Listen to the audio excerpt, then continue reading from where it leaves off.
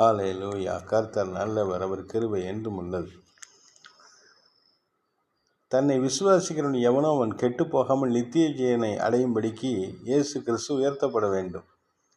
தேவன் தம்முடைய ஒரே பேரான குமாரனை விசுவாசிக்கிறவன் எவனோ அவன் கெட்டு போகாமல் நித்திய ஜீவனை அடையும்படிக்கு அவரை தந்தருளி இவ்வளவாய் உலகத்தில் அன்பு கூர்ந்தார். உலகத்தை ஆக்கினைக்குள்ளாக தீர்க்கும்படி தேவன் தம்முடைய குமாரனை உலகத்தில் அனுப்பாமல் அவராலே உலகம் ரட்சிக்கப்படுவதற்காகவே அவரை அனுப்பினார். அவரை விசுவாசிக்கிறவன் ஆக்கினைக்குள்ளாக தீர்க்கப்படான். விசுவாசியாதவனோ தேவனுடைய ஒரே பேரான குமாரனுடைய நாமத்தில் விசுவாசம் உள்ளவனாய் இராதபடியினால் அவன் ஆக்கினை தீர்ப்புக்கு உட்பட்டாயிற்று. தேவனுடைய குமாரனாகிய இயேசு கிறிஸ்து என்கிற நாமம் நமக்கு கொடுக்கப்பட்டிருக்கிறது. வார்த்தையானவர் நமக்குள்ளே அற்புதங்களை செய்கிறவர். அவருடைய விலைமதிக்க முடியாத இரத்தத்தினாலே பாவ மன்னிப்பு நமக்கு உண்டாயிருக்கிறது. நமக்கு நித்திய ஜீவன் உண்டாயிருக்கிறது. ஆதி அந்தமில்லாத தேவனை ஆராதிக்கிறவர்களுக்கு ஆரம்பமும் முடிவும் கிடையவே கிடையாது. நம்முடைய ஆத்மா என்றும் வாழ்ந்திருக்கிறது. நம் ஆத்மாவுக்கு அழிவே கிடையாது. ஏனென்றால் அது தெய்வத்துடைய ஜீவ சுவாசம். தெய்வத்துடைய வார்த்தை இயேசு கிறிஸ்து. தேவனுடைய ஆவியானவர் பரிசுத்த ஆவியானவர்.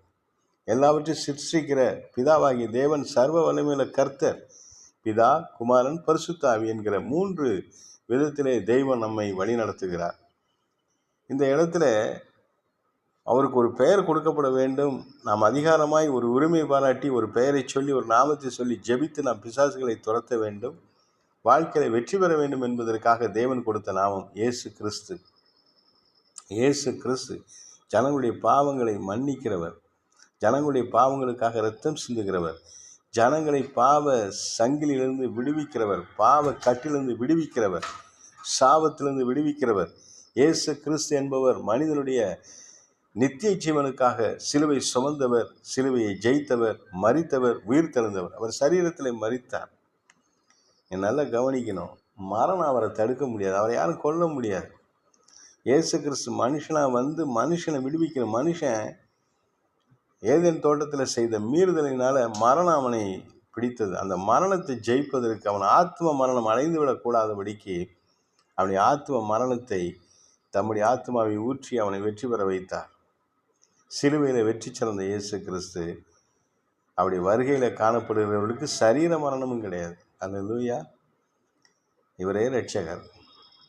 பிதா, குமாரன், பரிசுத்த ஆவியின் நாமத்தில் உங்களுக்கு ஆசீர்வாதம் உண்டாவதாக. கர்த்தர் பெரிய அற்புதங்களை இந்த காலை வேளையில் உங்களுக்கு செய்வாராக. கர்த்தருடைய கிருபை உங்களை தாங்கி நடத்துவதாக. நீங்கள் ஆசீர்வதிக்கப்பட்ட சந்ததி.